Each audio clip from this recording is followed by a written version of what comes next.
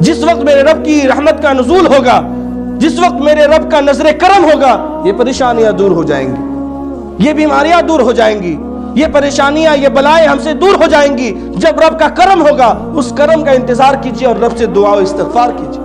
اللہ تبارک و تعالیٰ کلام پاک میں ارشاد فرماتا ہے ان الذین قالوا ربنا اللہ ثم استقاموا تتنزل۔ اس آیت کریمہ کا پہلی ترجمہ سماعت کریں، پھر اس کے مطابق چند باتیں آپ تمامی حضرات کے گوش گزار کروں گا۔ اللہ تبارک و تعالیٰ فرماتا ہے ان الذین قالوا ربنا اللہ، بے شک وہ لوگ جو یہ کہتے ہیں ربنا اللہ کہ ہمارا رب کیا ہے؟ اللہ ہے، ثم استقاموا، پھر اس پر ڈٹ جاتے ہیں، پھر اس پر جم جاتے ہیں، تتنزل علیہم الملائکہ، انہی لوگوں پر رحمت کے فرشتوں کا نزول ہوا کرتا ہے۔ اس آیت کریمہ کا ترجمہ آپ نے سنا، آپ کو یہ معلوم ہو گیا ہوگا کہ اللہ تعالیٰ کیا فرما رہا ہے۔ وہ لوگ جو یہ کہتے ہیں، جن کا یہ بولنا ہے، جن کا یہ ماننا ہے، جن کا یہ دعویٰ ہے کہ ہمارا رب کیا ہے؟ اللہ ہے، ہمارا رب کیا ہے؟ خدا ہے، اور وہ اس پر ڈٹ جاتے ہیں، اس پر جم جاتے ہیں، اپنے اس عقیدے پر جمے رہتے ہیں، کسی کے زور کی وجہ سے، کسی کی زبردستی کی وجہ سے، کسی تکلیف کی وجہ سے، کسی پریشانی کی وجہ سے، کسی ظلم و ستم کی وجہ سے، وہ اپنے اس قول سے، وہ اپنے اس وعدے سے، وہ اپنے اس دعوے سے پیچھے نہیں ہٹتے ہیں، روگردانی نہیں کرتے ہیں۔ تو ایسے لوگوں پر اللہ تبارک و تعالیٰ کی رحمت کے فرشتوں کا نزول ہوا کرتا ہے، اللہ تبارک و تعالیٰ کی برکات کا نزول ہوا کرتا ہے۔ کن لوگوں پر؟ جو لوگ صرف یہ نہیں کہتے ہیں کہ ہمارا رب خدا ہے، بلکہ اس پر ڈٹ جاتے ہیں، یعنی عقیدے کے اعتبار سے جو لوگ مستحکم ہوتے ہیں، جو لوگ مضبوط ہوا کرتے ہیں، عقیدہ جن کا مضبوط ہوتا ہے، عقیدہ جن کا درست ہوتا ہے، اور وہ اپنے درست عقیدے پر جمے ہوئے رہتے ہیں، کسی کے کچھ بہکاوے میں نہیں آتے، کسی نے کچھ کہہ دیا تو اس کی باتوں میں نہیں آتے ہیں، بلکہ اپنے عقیدے پر جمے رہتے ہیں، تو پھر اللہ تبارک و تعالیٰ کی رحمت کے فرشتے اسی پر نازل ہوتے ہیں۔ اور اللہ تبارک و تعالیٰ نے کلام پاک میں ایک جگہ پر تو بڑا ہی خوبصورت انداز اختیار کیا ہے۔ یقیناً اس بات کو سن کر کے ہر انسان کے دل میں ایک امید پیدا ہو جاتی، ہر مظلوم کے دل میں، ہر مصیبت زدہ کے دل میں، ہر پریشان حال کے دل میں، ہر پریشان حال لوگوں کے دل میں ایک امید سی جاگ جاتی ہے۔ اللہ تبارک و تعالیٰ کا وہ فرمان، اللہ تبارک و تعالیٰ کا وہ قول جب پڑھا جاتا ہے تو یقیناً جیسے لگتا ہے کہ دل کی دنیا ہی بدل گئی۔ اللہ تبارک و تعالیٰ فرماتا ہے ہر کوئی کسی نہ کسی پریشانی میں مبتلا ہے، کسی کو رزق کے حوالے سے پریشانی ہے، کسی کو قرض کے حوالے سے پریشانی ہے، کسی کو تجارت کے حوالے سے پریشانی ہے، کسی کو اولاد کے حوالے سے پریشانی ہے، کوئی بیمار کے حوالے سے پریشان ہے۔ لیکن جب وہ رب کے اس قول کو پڑھے گا، اور اگر اس قول کو پڑھنے کے بعد اس کا یقین اور اس کا وجدان اگر اس پر ہوگا تو یقیناً اس کو ایک امید کی کرن ملتی ہوئی نظر آئے گی۔ اور وہ قول کیا ہے؟ وہ اللہ تبارک و تعالیٰ کا فرمان ہے لا تحزن ان اللہ معنا، پریشان مت ہو، گھبراؤ مت، ان اللہ معنا، اس لیے کہ اللہ تبارک و تعالیٰ ہم لوگوں کے ساتھ ہے۔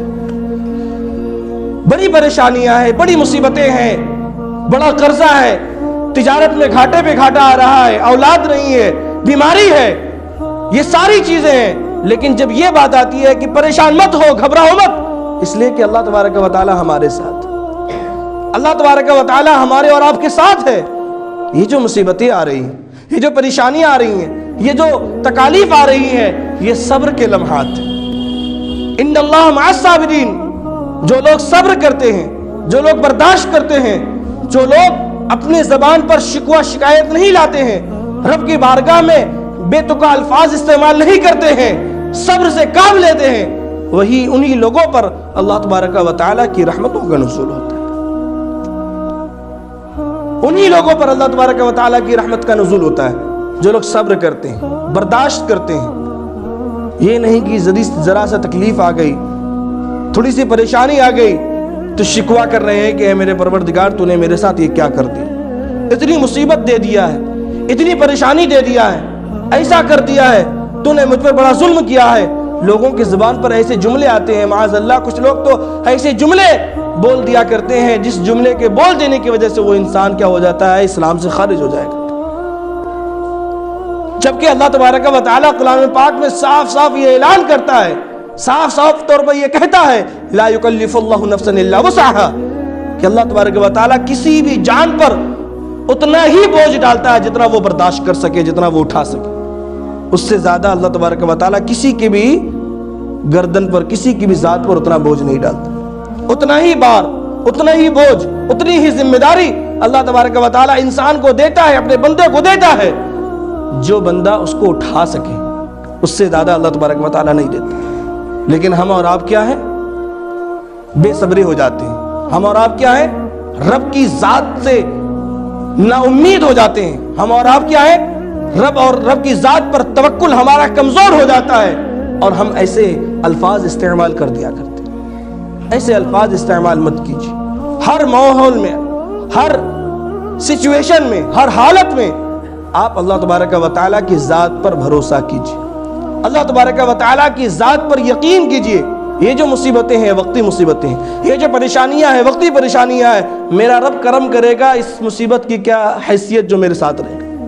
جس وقت میرے رب کی رحمت کا نزول ہوگا، جس وقت میرے رب کا نظر کرم ہوگا، یہ پریشانیاں دور ہو جائیں گی، یہ بیماریاں دور ہو جائیں گی، یہ پریشانیاں، یہ بلائیں ہم سے دور ہو جائیں گی۔ جب رب کا کرم ہوگا، اس کرم کا انتظار کیجیے اور رب سے دعا و استغفار کیجیے۔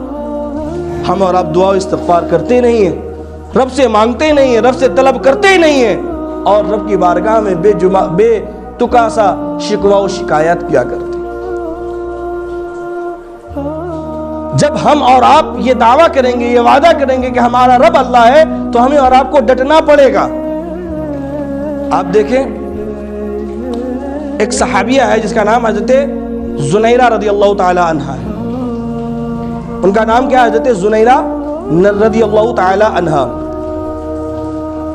وہ جب اسلام قبول کرتی ہے تو ایک باندی ہے، وہ ایک غلام ہے۔ تو جب وہ اسلام کے دامن سے جڑ جاتی ہے، آقا صلی اللہ تعالی علیہ وسلم کے دامن کو پکڑ لیتی ہے، مذہب اسلام میں داخل ہو جاتی ہے، تو اس کے مالک نے اسے خوب مارا، بڑا تکلیف دیا، اس پر ظلم و ستم کے پہاڑ توڑے، لیکن ان کے دل میں امید کی کرن تھی، ان کے دل میں ان کے دل کو رب کی ذات سے آسرا تھا، رب کی ذات پر بھروسہ تھا، اور وہ یہ جان رہی تھی کہ میرا رب میرے ساتھ ہے، میرا رب میرے ساتھ ہے۔ اور اللہ تبارک و تعالیٰ کبھی بھی ظالموں کے ساتھ نہیں ہوتا ہے، بلکہ مظلوم کے ساتھ ہوا کرتا ہے۔ اللہ تبارک و تعالیٰ کبھی بھی ظلم کرنے والوں کے ساتھ نہیں ہوتا ہے، بلکہ جس کے ساتھ ظلم ہو رہا ہوتا ہے اللہ تبارک و تعالیٰ اس کے ساتھ ہوتا ہے۔ اور جو لوگ حق پر ہوتے ہیں، جو لوگ درست راستے پر ہوتے ہیں، وہ انہی لوگوں کے ساتھ اللہ تبارک و تعالیٰ ہوا کرتا ہے۔ حضرت زنیرہ جان رہی تھی کہ اگرچہ مجھ پر پریشانیاں آ رہی ہیں، اگرچہ مجھے ظلم و ستم کا نشانہ بنایا جا رہا ہے، اگرچہ مجھے مارا پیٹا جا رہا ہے، لیکن میرا رب میرے ساتھ ہے، میرا رب میرے ساتھ ہے۔ یہ بات، یہ قول ہر پریشانی سے نکلنے کا صبر انسان کو دے دیتا ہے، ہر پریشانی کو برداشت کرنے کا حوصلہ اللہ تبارک وہ حوصلہ یہ قول انسان کو دے دیا کرتا ہے۔ اتنی تکلیفیں دیا اس کے مالک نے، ان کو اتنا پریشان کیا، اتنا مارا، اتنا پیٹا کہ مارنے کی وجہ سے، پیٹنے کی وجہ سے ان کے آنکھ کی روشنی چلی گئی، وہ کیا ہو گئی؟ نابینا ہو گئی۔ اتنا مارا ان کے مالک نے، اتنا پریشان کیا، کس وجہ سے؟ مذہب اسلام کو قبول کر لینے کی وجہ سے، مذہب اسلام کو قبول کر لینے کی وجہ سے۔ صرف مسلمان ہو جانا کمال نہیں ہے، بلکہ اس پر ڈٹ جانا کمال ہے۔ وہی رب کہہ رہا ہے، جو لوگ کہتے ہیں کہ ہمارا رب اللہ ہے، ثم استقاموا، پھر اس پر ڈٹ جائیں، جب ڈٹیں گے تب جا کر کے رب کی رحمتوں کا نزول ہوگا۔ اور ان کا یہی معاملہ تھا کہ وہ ڈٹ گئی کہ میرا رب میرے ساتھ ہے، ہم حق پر ہیں، اور ایمان لائے ہیں تو تکلیفیں آئیں گی، ایمان لایا ہے تو پریشانیاں ملیں گی۔ تو ان پریشانیوں کو وہ جھیل رہی ہیں، اتنی پریشانیاں کہ ان کی آنکھ کی بینائی چلی گئی۔ اب جب آنکھ کی بینائی چلی گئی ہے، اب اس لمحے کا فائدہ اٹھانے کے لیے، اس لمحے سے ان کے ایمان کو متزلزل کرنے کے لیے ابو جہل ان کے پاس آتا ہے اور آ کر کے کہتا ہے کہ تم نے دیکھا ہماری حالت کو، تم نے ہماری حالت کو دیکھا کہ ہم لوگوں نے تم پر ظلم کر کے تمہاری آنکھ کی روشنی کو ختم کر دیا۔ ہمارے بت لات و عزا، ہمارے جو بت ہے، ہمارے جو خدا ہے، ہمارے خدا نے تمہاری آنکھوں کی روشنی چھین لی ہے۔ اس بات کو کہہ کر کے اس کے ایمان کو متزلزل کرنا چاہ رہے ہیں، انہیں اللہ تبارک و تعالیٰ کے راستے سے ہٹانا چاہ رہے تھے۔ لیکن جب ایمان مضبوط ہوتا ہے، ایقان مضبوط ہوتا ہے، تو لاکھ بہکانے والے آ جائیں، لاکھ ہمیں اور آپ کو راہ راست سے بھٹکانے والے آ جائیں، لیکن ہم بھٹکیں گے نہیں جب ہمارا ایمان پختہ اور مضبوط ہوگا۔ اس کے پاس ابو جہل آتا ہے اور ابو جہل آ کر کے کہتا ہے کہ دیکھو ہمارے خدا نے، ہمارے معبود نے، ہمارے رب نے، لات و عزا نے تمہارے آنکھ کی روشنی نکال لیا ہے، ہم نے تم پر ظلم کر کے تمہارے آنکھوں کی روشنی چھین لیا ہے۔ کیا کیا تمہارے مذہب اسلام نے، کیا کیا تمہارے خدا نے، کیا کیا تمہارے محمد نے، جس کا کلمہ تم پڑھ رہی ہو، جس کے دین پر تم چل رہی ہو، وہ خدا، وہ محمد، وہ تمہارا کیا کر رہا ہے، وہ تمہاری عبادت کیسے کر رہا ہے؟ یہ بول کر کے ان کے ایمان کو متزلزل کرنا چاہ رہے تھے۔ لیکن ان لوگوں کا ایمان ہماری اور آپ کی طرح کمزور نہیں تھا کہ چند ڈنڈے کھا کر کے ہمارا ایمان ختم ہو جائے اور ہم پھر جائیں، دو چار بولی سن کر کے ہم اور آپ کیا کریں، دامن اسلام کو چھوڑ دیں۔ ہمارا ایمان اور ان کے ایمان میں بڑا فرق تھا۔ آنکھوں کی بینائی چلی گئی ہے، اس کے اوپر ایمان پر حملے ہو رہے ہیں، لیکن اس وقت جو ان کا جواب تھا وہ جواب بھی ذرا سن لیجیے۔ وہ جواب گویا ایسا تھا کہ کفر و شرک کے ایوانوں میں تہلکہ مچ جاتا ہے۔ وہ جواب دیتی ہے کہ تمہارے بت لات و عزا کی کیا حقیقت، تمہارے خدا کی کیا حیثیت کہ وہ مجھے میری بینائی کو چھین لے، وہ میری بینائی کو چھین لے، میری آنکھوں سے روشنی کو چھین لے۔ ارے وہ تو میرے خدا کی ذات کے پاس ہے، وہ تو میرے رب کے پاس پاور ہے۔ جب تک رب نے چاہا میری آنکھ کے اندر روشنی رہی، میں دیکھتی رہی، جب رب کی چاہت ہٹی میرے آنکھ کی روشنی ختم ہو گئی، اور جب رب چاہے گا، جب میرا خدا چاہے گا، میرے آنکھ کی روشنی دوبارہ واپس آ جائے گی۔ جب ابو جہل نے دیکھا کہ یہاں تو میرا کام چلنے والا نہیں ہے، تو مایوس ہو کر کے وہ چلا جاتا ہے۔ لیکن جب رب کی ذات پر ہمیں بھروسہ ہوتا ہے کہ بھائی میرا رب میرے ساتھ، اتنی پریشانیاں ہیں لیکن رب میرے ساتھ ہے، جب یہ بھروسہ ہوتا ہے تو پھر کرامتیں ہوتی ہیں، پھر معجزات ہوتی ہیں، پھر وہ چیزیں ہوتی ہیں جو چیزیں سوچ میں نہیں آتی ہے۔ رات کے وقت ابو جہل جاتا ہے، جب صبح کو وہ آتا ہے تو وہی خاتون جس کے آنکھ کی روشنی چلی گئی تھی، اللہ کی ذات پر توکل کرنے کی وجہ سے، اللہ کی ذات پر بھروسہ کرنے کی وجہ سے کہ میرا رب میرے ساتھ ہے، اور ایمان پر مضبوطی سے ڈٹے رہنے کی وجہ سے اللہ تبارک و تعالیٰ نے دوسرے دن ان کی آنکھ کی روشنی کو واپس کر دیا۔ اب وہ دوسرے دن اپنے ہاتھ میں ڈنڈا لے کر کے آتی ہے ابو جہل کے پاس اور کہتی ہے، او ملعون انسان، او بدبخت انسان، تو کل آ کر کے میرے ایمان کو متزلزل کرنا چاہ رہا تھا، تو اپنے خدا کے ذریعے سے تو یہ کہہ رہا تھا کہ تیرے خدا نے میرے آنکھ کی روشنی کو واپس کر دیا ہے۔ سنو، میرا رب اللہ ہے اور میرا خدا اللہ ہے، اور میرے خدا پر مجھے بھروسہ ہے، اسی خدا نے آج میرے آنکھ میں دوبارہ روشنی کو واپس کر دیا۔ تو جب ہمیں اور آپ کو اللہ تبارک و تعالیٰ پر بھروسہ ہوگا، اللہ کی ذات پر یقین ہوگا، تب جا کر کے یہ کمال ہوتا ہے، تب جا کر کے یہاں پر کرامتوں کا ظہور ہوتا ہے، تب جا کر کے ایسی چیزیں رونما پذیر ہوا کرتی ہے۔ تو آپ کو مصیبتوں کو تو جھیلنا پڑے گا۔ جب آپ کسی چیز کا دعویٰ کرتے ہیں کہ یہ میرا ہے، تو آپ کو ان مشکل مرحلوں سے گزرنا پڑے گا۔ ایسے ہی کہہ دینے سے آپ کا نہیں ہو جائے گا، ایسے ہی آپ کہہ دے رہے کہ مسلمان، تو ایسے ہی نہیں ثابت ہو جائے گا۔ آپ کو پریشانیوں کو جھیلنا پڑے گا، اس کو جھیلنے کی طاقت جس کے اندر ہے، صبر جو کرے گا، اللہ تبارک و تعالیٰ کی رحمتوں کا نزول اسی ذات پر ہوگا۔ تو ہمیں اور آپ کو کیا کرنا ہے؟ اللہ کی ذات پر بھروسہ کرنا، اس لیے کہ اللہ تبارک و تعالیٰ کبھی بھی ظالموں کے ساتھ نہیں ہوتا ہے۔ جو لوگ بھی ظلم کرتے ہیں، جو لوگ بھی ظلم کریں گے یا جو لوگ غلط ہوں گے، جو لوگ ناانصافی کریں گے، جو لوگ غلط راستے پر ہوں گے، کبھی بھی اللہ تبارک و تعالیٰ اس کے ساتھ نہیں ہوگا۔ اللہ تبارک و تعالیٰ ہمیشہ حق کے ساتھ ہوگا، اللہ تبارک و تعالیٰ ہمیشہ درست کے ساتھ ہوگا، جو صحیح ہے اسی کے ساتھ ہوگا۔ اگرچہ اس چیز کی جانکاری انسان کو بعد میں ہو، اس چیز کی جانکاری انسان کو بعد میں ہوتی ہے کہ اللہ تبارک و تعالیٰ تو میرے ساتھ تھا، جب کیا ہوتا ہے رب کی طرف سے رحمت نازل ہوتی ہے۔ تو ہمیں اور آپ کو رب کی ذات پر بھروسہ کرنا ہے۔ اب ذرا دیکھیں،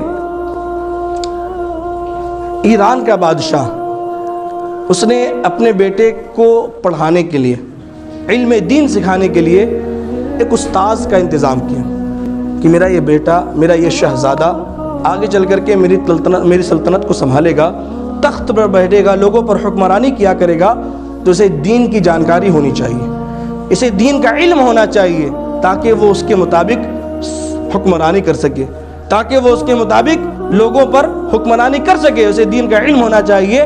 تو اس نے اپنے بیٹے کے لیے، ایران کے بادشاہ نے اپنے بیٹے کے لیے ایک استاذ کا انتظام کیا، ایک عالم دین کا انتظام کیا، اور اس وقت کے ایک بڑے عالم کی ذات کے پاس اپنے اس بیٹے کو بھیجا کہ جاؤ تم اس سے علم حاصل کرو، ان کی بارگاہ میں زانوِ تلمس طے کرنا، ان سے علم دین سیکھنا، ان کے ذریعے سے تربیت سیکھنا۔ اس کے لیے ایران کے بادشاہ نے اپنے بیٹے کو، اپنے شہزادے کو بھیج دیا اس عالم دین کے پاس۔ اب ان کے پاس ان کا بیٹا رہنے لگا، علم سیکھنے لگا۔ ایک مہینہ گزرا، چند مہینے گزرے، اس نے قرآن کا علم سیکھا، اس نے احادیث طیبہ کا علم سیکھا، اس نے ہر چیز کا علم سیکھا اپنے استاد گرامی سے۔ اور سیکھنے کے بعد ایک وقت وہ آیا کہ اب اس کی دستار بندی کا وقت آیا۔ اس کے استاذ نے اس کے سر پر دستار سے نواز دیا، اس کے سر پر دستار باندھ دی۔ اب جب رخصت کا وقت آتا ہے، اب جب وہ اپنے گھر جانے کے لیے، رخصت کا وقت قریب ہوتا ہے، اپنے گھر جانے کے لیے وہ ارادہ کرتا ہے، تو اپنے استاذ سے ملاقات کرنے کے لیے جاتا ہے، اپنے استاذ سے ملنے کے لیے جاتا ہے۔ تو جب اپنے استاذ کے دروازے پر جا کر دستک دیتا ہے، کھٹکھٹاتا ہے، تو استاذ نے دروازہ کھولا، شاگرد اندر آتا ہے، استاذ نے دروازہ بند کر دیا، اور دروازہ بند کرنے کے بعد اپنے شاگرد کو مارنے لگے، پیٹنے لگے، بے انتہا۔ اپنے شاگرد کو اس استاذ نے زبردست انداز میں پیٹا، زبردست انداز میں مارا۔ کوئی غلطی نہیں تھی، کوئی خطا نہیں تھی، اس نے کوئی جرم نہیں کیا تھا، اس نے کسی غلط کام کا ارتکاب نہیں کیا تھا، لیکن استاذ نے پیٹا۔ اب وہ کچھ کہہ نہیں سکتا تھا، چونکہ استاذ جو ٹھہرے وہ کچھ کر نہیں سکتا تھا، استاذ جو ہے وہ کچھ کہہ نہیں سکتا تھا، ہمارے سامنے میرے استاذ ہے۔ وہ اس درد کو برداشت کر کے، وہ جان رہا ہے کہ میری کوئی غلطی نہیں ہے، میں نے کوئی جرم نہیں کیا ہے، لیکن کیوں مار رہے ہیں وہ سمجھ نہیں رہے، اور وہ اس درد کو سہ کر کے اپنے گھر جاتا ہے۔ اور گھر جانے کے بعد اپنے باپ جو بادشاہ تھا، اس بادشاہ سے اپنے استاد کی شکایت کرتا ہے کہ میرے استاد نے مجھے مارا ہے، میرے استاد نے مجھ پر ظلم کیا ہے، اس لیے کہ میں نے کوئی غلطی نہیں کیا تھا، میں نے کسی غلط کام کا ارتکاب نہیں کیا تھا، لیکن پھر بھی میرے استاد نے مجھے مارا ہے۔ آپ ان کی خبر لیجئے، آپ انہیں بلائیے، آپ انہیں کٹگھرے پہ کھڑے کیجئے۔ تو میرے یارو، جب انسان کو علم ہوتا ہے اور جب عقل پہ پردے پڑے ہوئے نہیں ہوتے ہیں، تو پھر انسان ایسا کام کرتا ہے جو کام بادشاہ نے کیا۔ آج کل لوگ کیا کرتے ہیں، اگر کسی کی شکایت پہنچ جائے، کوئی بچہ جا کر کے گھر میں کہہ دے کہ استاد نے مجھے مارا ہے، استاد نے مجھے پیٹا ہے، استاد نے مجھے مارا ہے، تو ماں باپ اپنے اس کے استاد کو کٹگھرے میں کھڑے کر دیتے، سوال و جواب کرتے ہیں، آپ نے ایسا کیوں کیا؟ میرا بچہ بڑا قیمتی ہے، میرا بچہ میرے لیے بہت اہمیت والا ہے، میرا بچہ اتنا مہنگا ہے، آپ نے میرے بچے پر ہاتھ کیسے اٹھایا؟ آپ نے میرے بچے پر آپ نے میرے بچے کو چھڑی سے کیوں مارا؟ آپ کی کیا حیثیت ہے؟ آپ کی کیا مجال کہ آپ نے میرے بچے کو مارا؟ لوگ آج کل یہ سوال کرتے ہیں، ہے کہ نہیں یہ حقیقت؟ یہی حقیقت ہے۔ لوگ استاذ کو، جس کے ذریعے سے اس نے علم سیکھا، ماں باپ کیا ہے؟ ماں باپ تو بچوں کو پیدا کر دیے ہیں، لیکن اگر کسی کے سامنے کھڑا کرنے کی حیثیت اگر کسی کو ہے، یعنی ایک انسان اگر کہیں پر کھڑے ہو کر کے کچھ بول پا رہا ہے، تو اس کے پیچھے اس کے استاذ کا دین ہوا کرتا۔ ماں باپ نے پیدا کیا، لیکن اس کو سوارا، اسے نکھارا کس نے؟ اس کے استاذ نے اسے نکھارا۔ ایک پتھر ہے، اس پتھر کی کوئی حقیقت نہیں ہوا کرتی، لیکن جب اس پتھر کو تراشا جاتا ہے، تراش کر کے ایک صنم بنایا جاتا ہے، ایک مورتی بنایا جاتا ہے، تب جا کر کے بازار میں اس کی بولی لگتی ہے، تب جا کر کے بازار میں اس کو خریدا جاتا ہے۔ لیکن جب وہ معمولی سا پتھر ہوتا ہے کوئی اسے نہیں خریدتا ہے۔ ویسے ہی انسان، جب تک وہ انسان ہے اس کی کوئی حقیقت نہیں ہے، لیکن جب وہ علم سے آراستہ پیراستہ ہو جاتا ہے، ایجوکیشن سے وہ جب مرصع ہو جاتا ہے، تب جا کر کے عوام میں اس کی اہمیت جاگ جاتی ہے، لوگوں کے نزدیک اس کی اہمیت ہوتی ہے، لوگ اسے عزت دیا کرتے ہیں۔ تو ایک استاذ ہوتا ہے کسی کو سنوارنے کے لیے، ایک استاذ ہوتا ہے جو والدین سے زیادہ حق رکھتا ہے۔ تو اب اس نے اپنے باپ سے شکایت کیا، بادشاہ سے، کہ آپ اس کی خیریت لیجئے، آپ اس سے پوچھئے۔ لیکن باپ نے کہا میں اس سے کیوں کر پوچھوں، وہ تمہارا استاد ہے، اس نے جو تمہارے ساتھ کیا وہ ان کا معاملہ ہے، میں کچھ نہیں پوچھ سکتا۔ بیٹا کچھ نہیں کر سکتا تھا، مجبور تھا اس ٹائم۔ وہ ماں کے پاس گیا، ماں کے پاس جانے کے بعد ماں سے شکایت کیا، لیکن ماں نے یہ بھی کہا کہ میں تمہارے باپ کے خلاف کیسے جا سکتی ہوں، تمہارے باپ کے خلاف جا کر کے میں تمہارے استاد سے بات کروں، ایسا میرے اندر ہمت نہیں ہے۔ 22 سال گزر گئے۔ کتنے سال؟ 22 سال کا عرصہ گزر گیا۔ 22 سال کا عرصہ گزر جانے کے بعد اس کا باپ انتقال ہو جاتا ہے، گزر جاتا ہے۔ اب یہ شہزادہ تخت پر بیٹھتا ہے، بادشاہ بنتا ہے، حکمران بنتا ہے۔ تخت پر بیٹھنے کے بعد سب سے پہلا کام جو اس نے کیا وہ کیا کہ میرے استاد کو میرے پاس بلایا جائے۔ کتنا سال گزر گیا؟ 22 سال۔ ابھی تک وہ درد، وہ تکلیف، وہ استاد کی مار ابھی تک بھولا نہیں، ذہن سے گیا نہیں۔ 22 سال کا عرصہ گزر گیا، ایک دن نہیں، 2 دن نہیں، 1 سال نہیں، 2 سال نہیں، 22 سال۔ 22 سال کے گزرنے کے بعد بھی استاد کی وہ مار وہ بھولا نہیں ہے، استاد کی دیے گئے وہ تکلیف کو وہ بھولا نہیں ہے۔ اور 22 سال کے بعد جب تخت پر بیٹھتا ہے، اب جب حاکم بنتا ہے، اب جب بادشاہ بنتا ہے، تو سب سے پہلے اپنے استاد کو اپنے پاس بلاتا ہے کہ میرے استاد کو میرے پاس بلا۔ اس کے استاد بوڑھے ہو چکے ہیں، ضعیف ہو چکے ہیں، کمزور ہو چکے ہیں، آنکھوں پر جھرجھری آ چکی ہے، بڑی مشکل سے بینائی ہے، بڑی مشکل سے کچھ دکھتا ہے۔ وہ استاد اس کے پاس آتے ہیں، ہاتھوں میں ڈنڈا ہے، ڈنڈے کے سہارے چل کر کے اپنے اس شاگرد کے پاس آتے ہیں اور پوچھتے ہیں بولو شہزادے کیا بات ہے؟ تو وہ شہزادہ کہتا ہے کہ اب میں شہزادہ نہیں رہا، میں بادشاہ ہو گیا۔ اب میں شہزادہ نہیں ہوں، اب میں بادشاہ ہوں، اب میں حاکم ہوں، اب میں سلطان ہوں۔ آپ مجھے شہزادہ نہ کہیں، آپ مجھے بادشاہ کہیں۔ آپ مجھے شہزادہ نہ کہیں، آپ مجھے بادشاہ کہیں۔ اور میں نے آپ کو اس لیے بلایا ہے کہ 22 سال پہلے جو آپ نے مجھ پر ظلم کیا تھا، 22 سال پہلے جو آپ نے مجھے مارا تھا، میری کسی غلطی کی بنا، میں نے کوئی غلطی نہیں کیا تھا، میں نے کوئی جرم نہیں کیا تھا، آپ نے مجھ پر ظلم کیا تھا، آپ نے مجھے کیوں مارا تھا، آپ مجھے اس چیز کا حساب دیجیے۔ آپ مجھے اس چیز کا حساب دیجیے کہ آپ نے مجھے کیوں مارا تھا، میں نے کوئی غلطی تو نہیں کی تھی۔ تو استاد نے کہا کہ بیٹا 22 سال کا وقت گزر گیا ہے، اتنا لمبا وقت گزر جانے کے بعد بھی تو بھولا نہیں، اتنا لمبا عرصہ گزر جانے کے بعد وہ مار تجھ سے بھولا نہیں گیا۔ تو وہ کہتا ہے کہ کوئی رات ایسی نہیں گزری ہے کہ جس رات میں مجھے وہ مار یاد نہ ہو، کوئی رات ایسی نہیں گزری ہے جس رات میں مجھے وہ ظلم یاد نہ ہو۔ تو آپ نے مجھے کیوں مارا تھا، اس چیز کا جواب دیجئے۔ تو اس وقت جو استاد نے جو جواب دیا وہ سبق ہمارے اور آپ کے لیے بھی۔ استاد نے کیا جواب دیا کہ بیٹا میں نے تم پر ظلم کیا، میں نے تمہیں مارا، میں نے تمہیں تکلیف دی، تم نے مجھے کچھ نہیں کہا۔ کیوں؟ اس لیے کہ تم اس پوزیشن میں نہیں تھے، اس وقت تم میرے شاگرد تھے، اس وقت تم تو بادشاہ نہیں تھے، تم شہزادے تھے، تم نے اس وقت مجھے کچھ نہیں کہا۔ میں نے تجھے مارا تھا، تم نے میرے پر کچھ کیا نہیں، میرے اوپر سوال و جواب نہیں بوچھار کیے، مجھے کٹگھرے پہ کھڑا نہیں کیا۔ لیکن 22 سال کے گزر جانے کے بعد بھی اب تم مجھے اس کٹگھرے پہ کھڑا کر رہے ہو، مجھ سے پوچھ رہے ہو کہ آپ نے مجھے کیوں مارا۔ تو کیوں تم مجھ سے پوچھ رہے ہو؟ اس لیے کہ 22 سال کے گزر جانے کے بعد اب تم بادشاہ بنے ہو، اب تم حاکم بنے ہو۔ تو حاکم بننے کے بعد، بادشاہ بننے کے بعد اب تمہارے اندر وہ طاقت ہے کہ تم مجھ سے پوچھ سکو۔